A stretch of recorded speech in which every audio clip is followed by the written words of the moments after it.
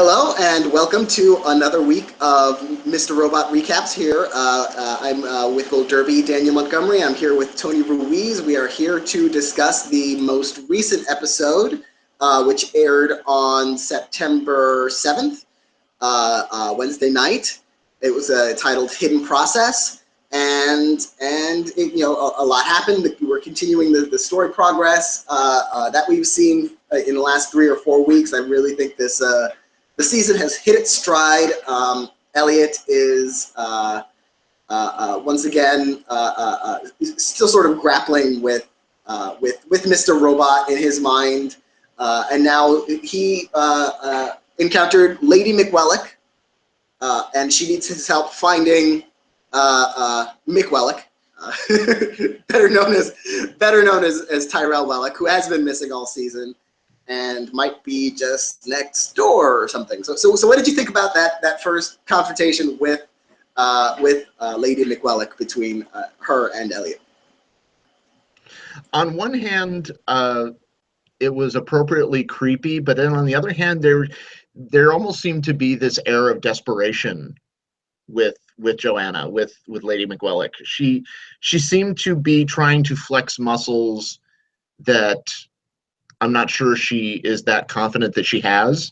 And so it seemed to me like the theme of this episode was kind of encapsulated in the prologue, in the flashback between Philip Price and I believe his name is Terry Colby, the guy that was the guy that got arrested in the first season that they tried to initially pin things on, with the whole kind of playing God complex, and again with that first scene with Michael Cristofer, he can take what could easily be laughably over the top dialogue, and it is laughably over the top, but the way he sells it just comes across so creepy and authentic, and I love how they use him in just the right amount of dose. But to me, that kind of seemed like the theme overarching of this episode of people trying to exercise their control and realizing that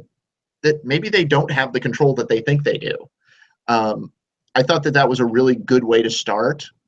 The only disappointment thing was I kind of wanted to see more of her, because she's such an endlessly fascinating and creepy character that I thought the story that she told in that scene with how she wanted this pair of cheap earrings and telling Martin, I'll do what will you do to get those for me? He said, I'll do anything. She says, I want you to sleep with that woman.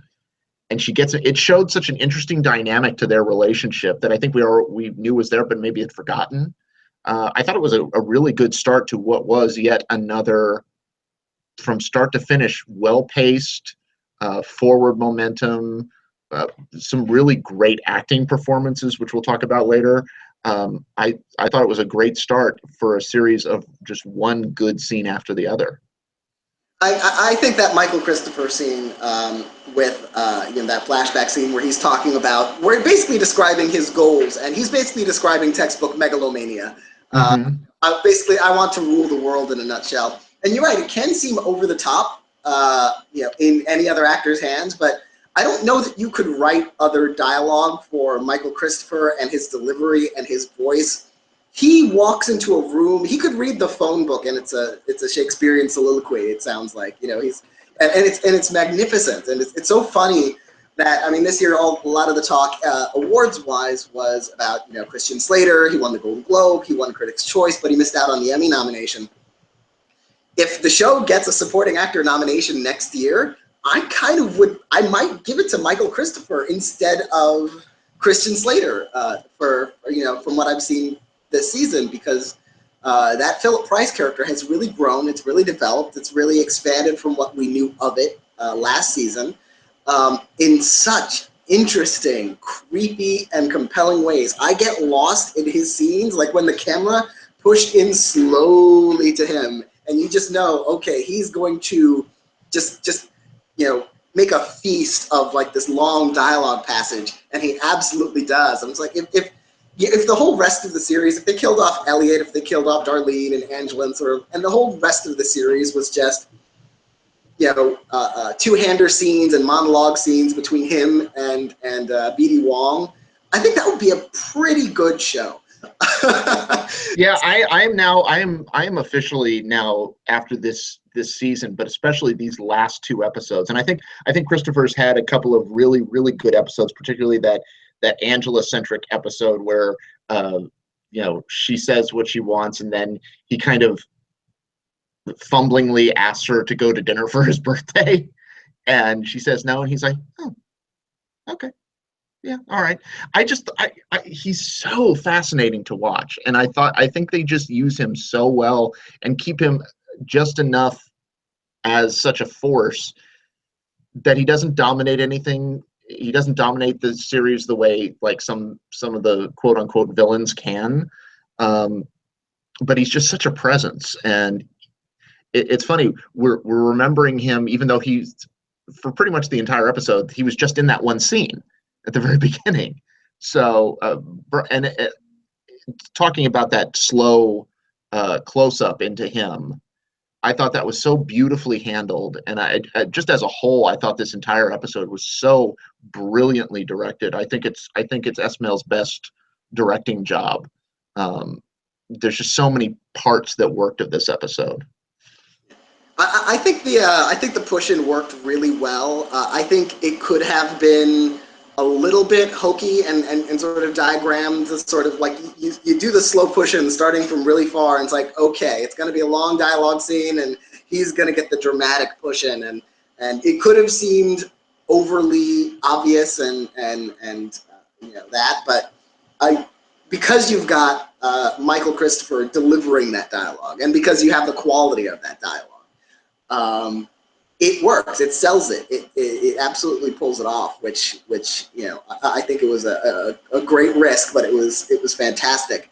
And another great use of the camera that he does in this episode, which I thought was a little bit terrifying in a perfect way, was later on when Elliot is looking for Tyrell, sort of trying to trace this cell phone signal, and he asks the audience, his sort of secret imaginary friend who is the audience, can you see something that I don't see? And the camera scans the apartment, and we feel like we are detached from Elliot in a way that we hadn't been before, and it feels disturbing. Like, every time the camera turns a corner, I'm like, I don't want to see something. I was afraid. Right. It was. I think I've compared the show to Mulholland Drive before, but I was waiting for the man behind Winkies to pop out and just scare the living daylights out of me. Or Alf. Alf. Our weekly Alf reference. I have to every week bring him up because why not? Why not? But I thought that was so beautifully handled, and I was just waiting for not necessarily one of those gotcha scares, something to jump out at you, but for something in the corner of the eye to kind of indicate like doom is coming, badness is happening or is about to happen. So we didn't quite get that, which I'm almost relieved by, because it was so well calibrated in terms of delivering that sense of dread and fear and anxiety that I'm kind of glad it didn't pay off. I have enough dread and anxiety in my life. I don't need to see the man behind Winkies come out and reveal himself as the mastermind of this whole thing. And during that scene, you also sort of had the limo driver, the mysterious heavy who is working with Joanna, starting to open up about, because he's really got no one else to talk to, clearly, in his entire life. But instead of actually getting that, he's sort of like, oh, I don't want to listen to this guy anymore, and so it just sort of tunes him out, which I thought was a really, really great way to handle that sort of death of my cat moment, where this kind of secondary character reveals his life story. Did you want to learn more about that character, or were you fine blacking out that dialogue? Yeah, to me, it wasn't whether I was interested in it or not. It was more the fact that I was so taken aback by the way that Esmail and the writers of this episode chose to do that. I was really kind of surprised, like, oh, okay, we're going to get this exposition that I don't know that we wanted or needed. And, oh, look at that. They turned off the exposition that we neither really wanted nor needed. I, I, I'd never seen a show do that before, at least. So it was not quite tongue in cheek, but at the same time, it was like, hey, Elliot's like, hey, let's you and I talk for a second while I'll just explain how I'm drowning this guy out. It was just, again, the thing that continues to impress me, particularly about the back half of the season, are things that are just little touches, little things that add suspense or humor or another layer of mystery, that keep this show from being dull.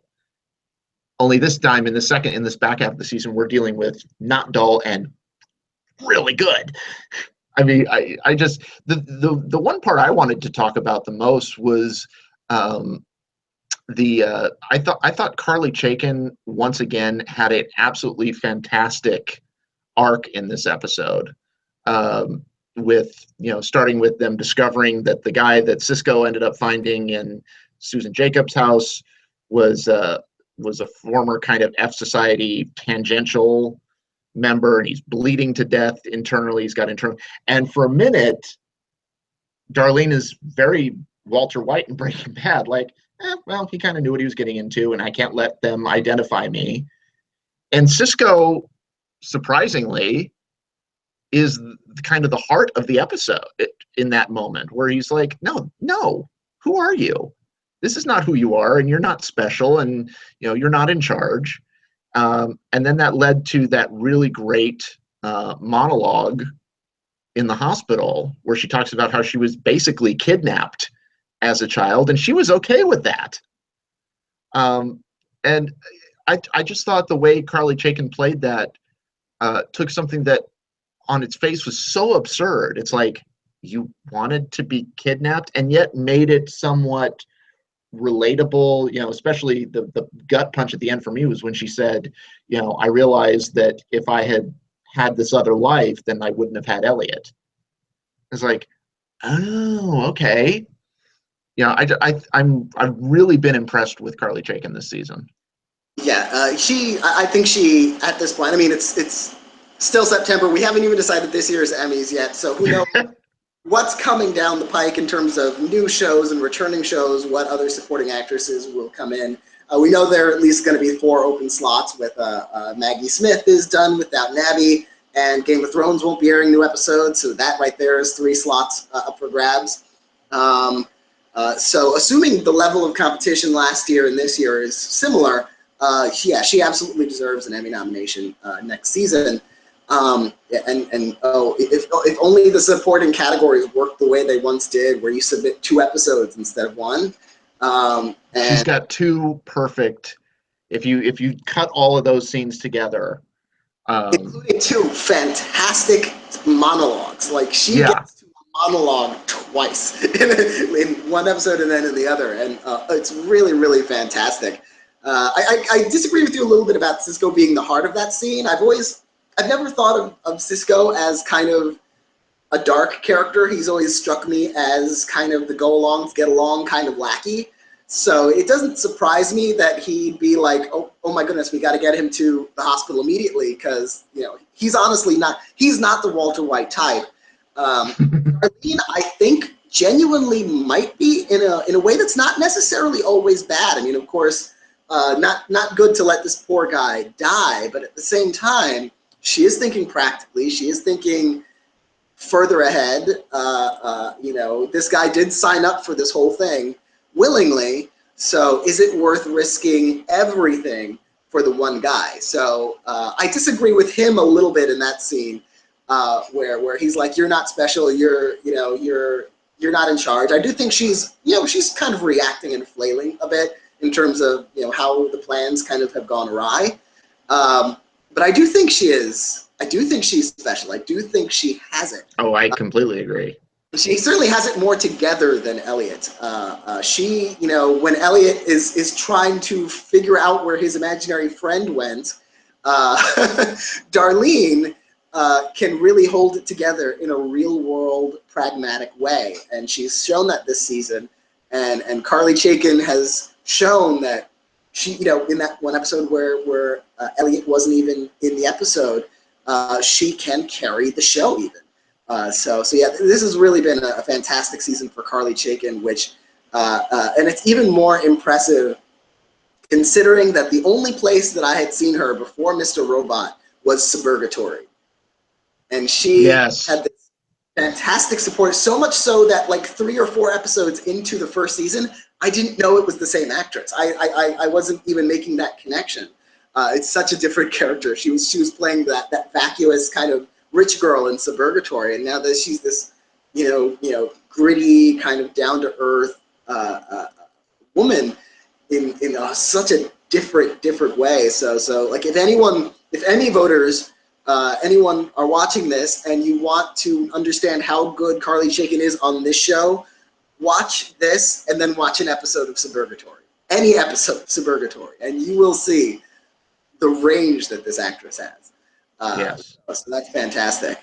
So then next up you've got the FBI and Agent DePero, played by Grace Gummer, and what felt like a breakdown of the FBI's logic mechanisms, because I felt like this is the first week where I felt like literally Agent DePero is the only person there who has a clue. Because everyone's like, oh, we'll put this guy's face on TV and no one will try and kill him. And she's the only one who, will go to the hospital. Oh, they must have left. They're not coming back. They probably saw their faces on TV. Based on, they have no reason to believe that. And she questions it and she figures out where they are. Literally, no one at the FBI has a clue what they're doing except for her. I bet this is the FBI under like a Trump presidency. This is what it will look like. Oh God, I just got scared. But the good news is Trump wouldn't catch Elliot and company, so our heroes would get away. So our heroes would be okay. unless of course the Dark Army gets them first. We might want a better FBI to get them instead of. Yeah, I wonder.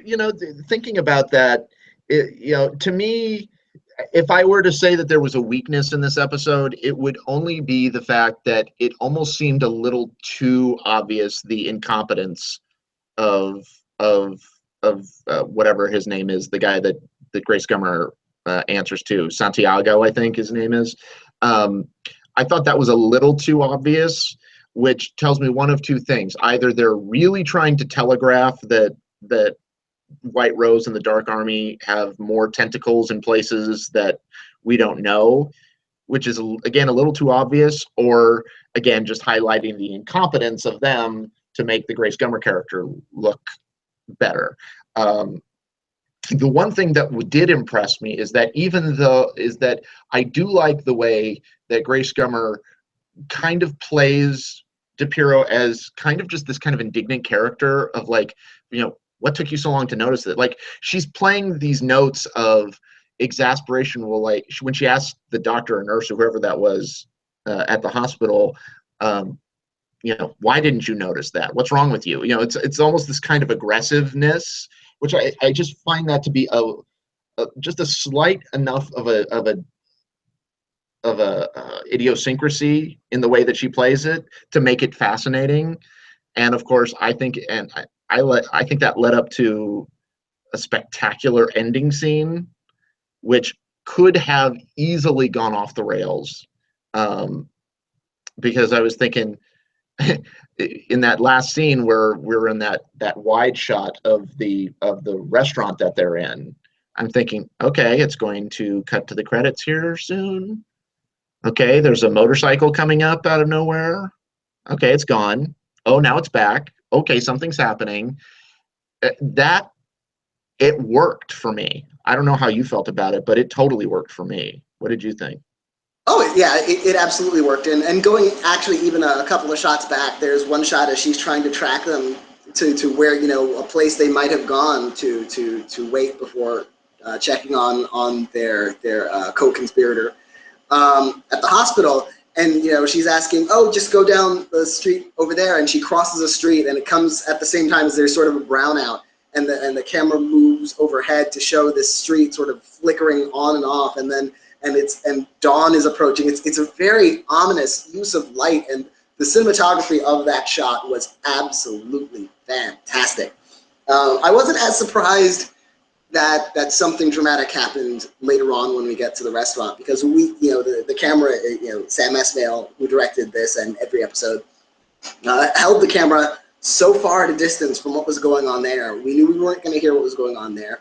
When we see her, DePiro, at the table with Darlene and Cisco, we know, of course, there's something going on there, but it's not the point. We knew that, whatever was happening in there was not the subject of this scene. And so what is the subject of the scene? Something was coming.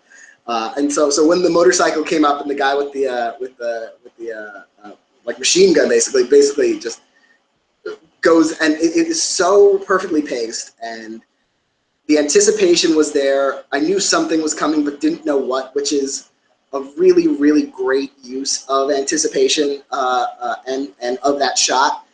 And what's great about it is people have witnessed this. People have witnessed this assault, and most importantly, people witnessed this guy come out. He's injured. He's wounded. His ride gets away.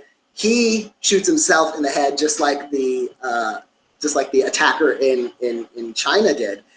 So other people have seen what Grace Gummer has been claiming, and like, oh, maybe there is something to this. So I kind of hope it's neither the FBI is incompetent or the FBI is in cahoots. I kind of hope that they sort of catch on, because I like the idea that, even if they don't get the answers, that's not their role in this particular point in the story. I don't like it when characters are made to be stupid. Right. It feels a little frustrating when that happens, because you can feel, okay, they lowered your IQ points to facilitate the plot, and that's never satisfying. So I do hope that the other FBI characters, do start to rise to DePiro's level, because she doesn't have all the answers either, but she at least knows the questions to ask and when. So let's get the rest of it there. Yeah, and the other thing about, I thought the way that scene was done is, and you'll have to correct me if you saw something in this that I didn't, but I rewatched that scene maybe 2 or 3 times, and the way it was shot, and I think this had to be deliberate on Esmail's part. The way that scene was shot, when Grace Gummer goes in there and she's standing over, Cisco and presumably Darlene, you don't quite see Darlene's, or at least I didn't quite see Darlene's, silhouette in there. And when when DePiro comes out, of course, there's the cop cars and all that kind of stuff, and there's certainly this kind of reddish flashing going on her face, but I couldn't tell if she was injured. It looks like, based on the scenes from next week's episode, that there was some facial injuries, maybe from the glass, or whether that was blood from Cisco or potentially Darlene. I think shooting it that way really left as many questions open for the audience as answers. Perhaps there was a jump in time and Darlene actually wasn't there. Maybe Darlene was in the bathroom or something like that. I'd have to look closer, but I really don't kind of want to look closer. I like the fact that it's ambiguous to me. And I think that's just another thing that Esmail does incredibly well, is he leaves it open for just enough questions and to make you want to watch what's happening next week. Yeah, I didn't actually think about it that way. I mean, I just sort of, as I was watching them, just kind of taking everything at face value. So I just kind of assumed that we're too far away to know for certain what's going on in that restaurant, or who the participants even are, other than DePiro. So I just kind of assumed it was them. If it wasn't them, or if Darlene wasn't there, or she was, or what the conversation was or wasn't. Yeah, I'm perfectly content to let that unfold next week. It would seem odd to, whatever the explanation would be of why one is there and the other isn't. I mean, it could be the kind of situation where Darlene is in the bathroom, and right. And so, but she, in a good enough time to know that, oh, I can't go back out there, that sort of thing. But yeah, that's one of those things I tend not to get ahead of whatever I'm watching. So I'm perfectly content to wait and see where that goes. But yeah, I hadn't thought about it that way, about who was actually in that diner and what was being said. Moving on to one other portion of this episode that we haven't talked about yet, Angela, once again, she is sort of reeling. She's called upon Elliot. They meet in an empty train car, which, being a New Yorker who rides the subway, that's really, really hard to find, even if you're trying to plan on it. For 3 a.m. to 4 a.m., like, finding a train car that's going anywhere that's completely empty for more than a stop is very, very difficult to coordinate. So first of all, I want to know from Elliot, more than any other hacking skills, how he does that, because I would like a train card myself every once in a while. Beyond that, she's going to turn herself in. She's not going to turn anyone else in, but the fact of her turning herself in will probably lead to others. That wasn't so much as interesting to me as then the kiss between her and Elliot, and we keep talking about these problematic kisses. We were talking about it in the night of when we discussed that show. And now this was another kiss that I didn't quite buy. From Angela, even from Angela. I mean, Angela has been through so much, and she has had such a close relationship with Elliot, but this season, not much at all. So to see that connection between them kind of ignite in that one moment, even though it's a moment of desperation for both of them, it didn't feel like what either of them would do in desperation, at least not to me. And certainly not Elliot, who is so averse to touch that it felt odd that he would kiss Darlene at that moment. What did you think about that kiss? It really took me by surprise. I was like, no, they're not going to. No, they're not going. Oh, okay, I guess they are.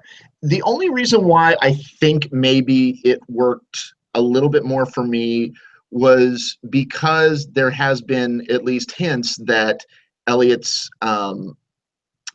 Elliot's quote unquote norm, if he has anything resembling that, has really been fraying lately. The fact that Mr. Robot disappears as soon as Elliot gets that phone call when they're in whatever the version of Best Buy is that they were at when he was buying all the equipment. Micro Center is great. I've been in one. Is that an actual thing? It's an actual place. Okay. So I've only been in one or two, and whenever I go in there, it's like, oh my god, it's a wonderland of electronics. It's so fantastic. It's better than Best Buy. No offense, Best Buy. Okay. Yeah, I think the closest thing we have to something like that is something in, I don't know if you have Fry's on the East Coast, but we have Fry's Electronics here on the West Coast, and it seems kind of similar to that.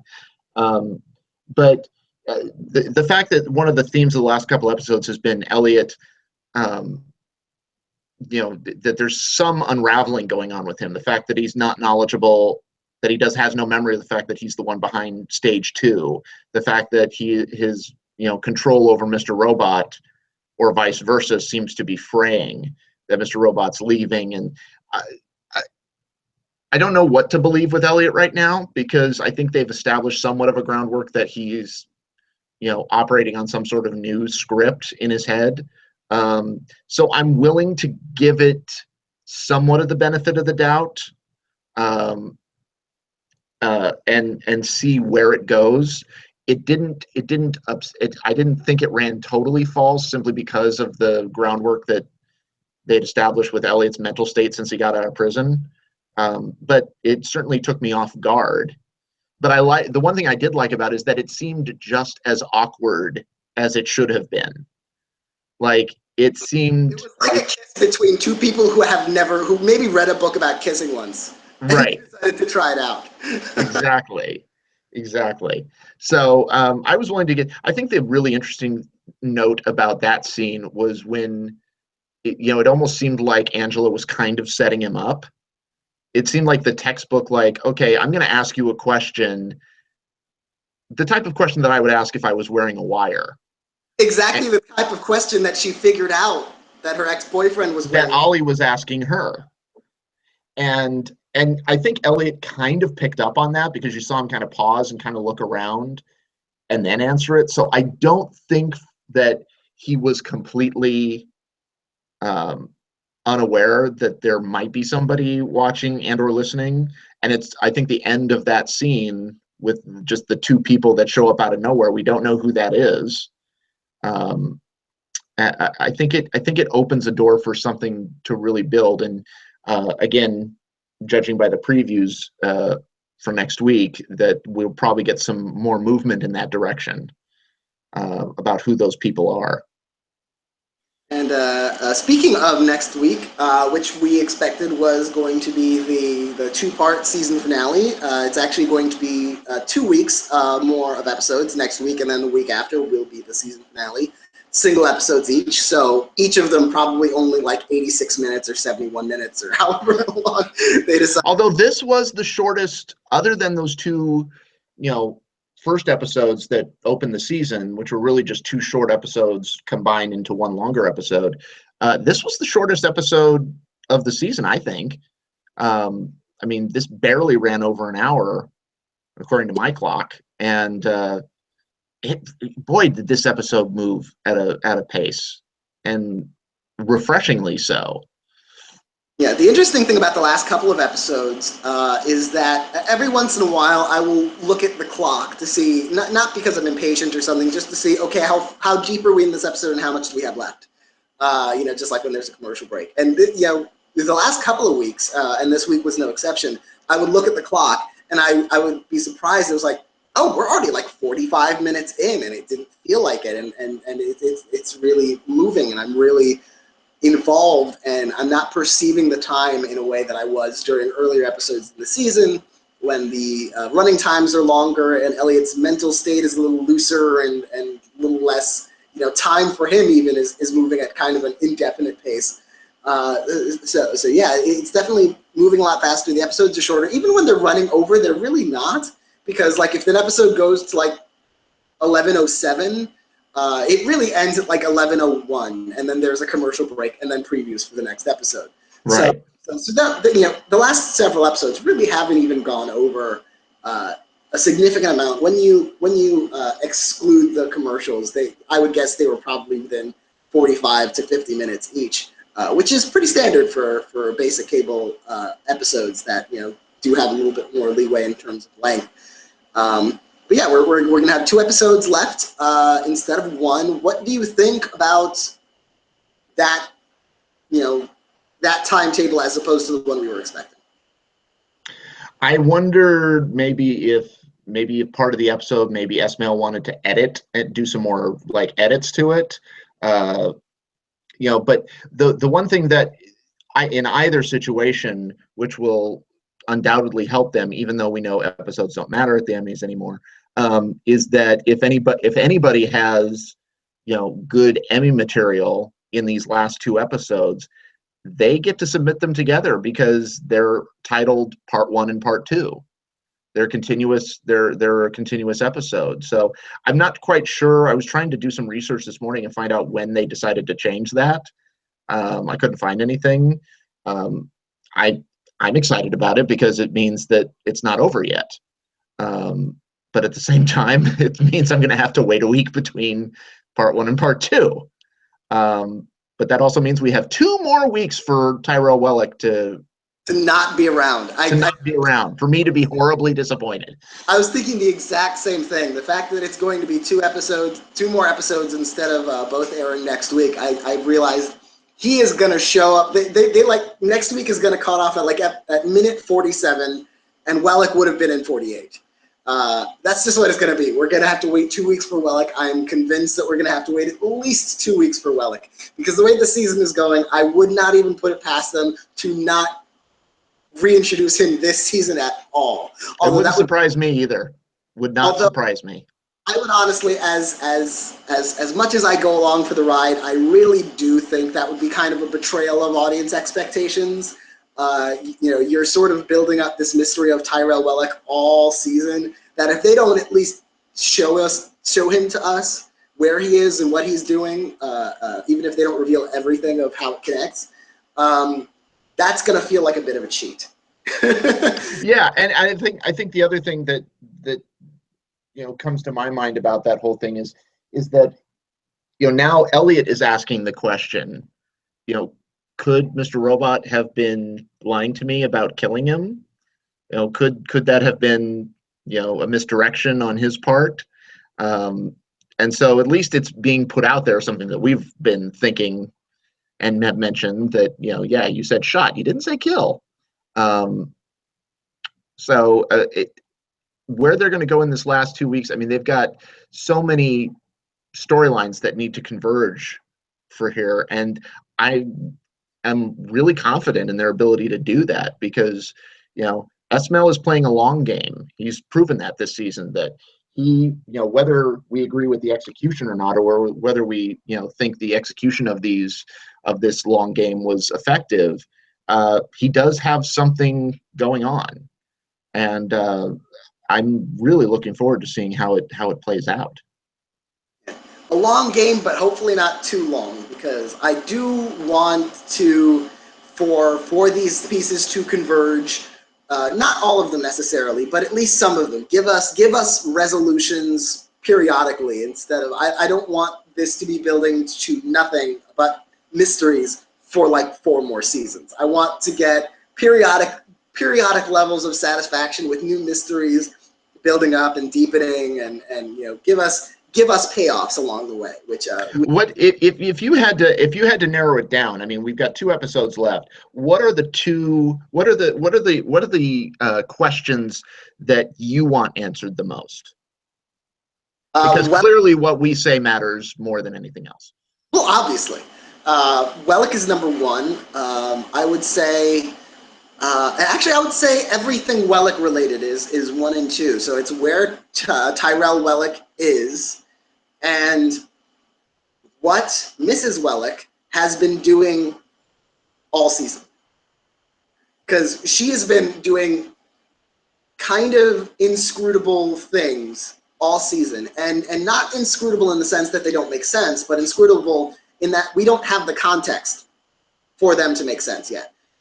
So this guy who she killed, who she was trying to cover something up, and this new guy that she's dating, that for some reason this has all felt very deliberate, and they have been building it up in a very particular kind of methodical way.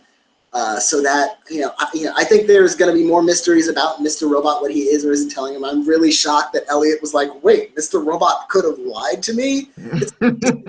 It's to you. Your alter ego has been lying to you since you discovered he existed, and before that, before you knew who he was. I can't believe he's just putting this together. Maybe he's not being straight with me.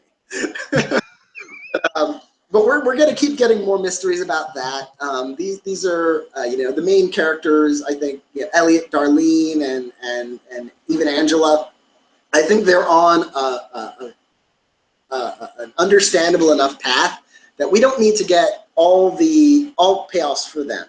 But we do need all of this weirdness around the Wellicks. We do need that to come to some kind of, if not conclusion, then climax. Some kind of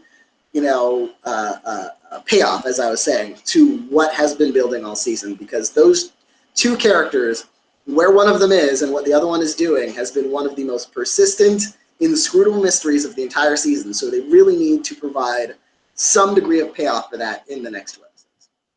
Yeah, I would say that those are. I mean, I've been on the "Where is Tyrell Wellick" train since day one. I think the other things that I would like to know, particularly, are what is stage 2? What is stage 2? Where point me in more of a direction of the what exactly is the conflict between White Rose and Philip Price, and how does Elliot fit in the whole thing? Because clearly the Dark Army, or maybe just White Rose, has designs on Elliot, whether they be benevolent or malevolent. It remains to be seen. I would also like to see more of Trenton and Mobley. I'd like to see where their story goes. If their story goes. Yeah. just when they gave a story. And then, yeah, but I'd like to see a lot of those things.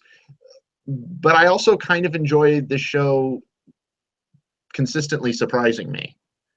Or even when I should have seen something coming, or even when I predict that something's going to happen, the execution of it is so good and effective that even if I kind of predicted it to happen, I'm okay with that.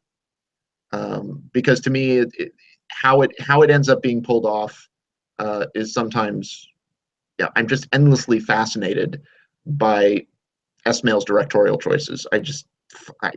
Even when I don't agree with them, I'm like, that's something. Yeah, We're never bored.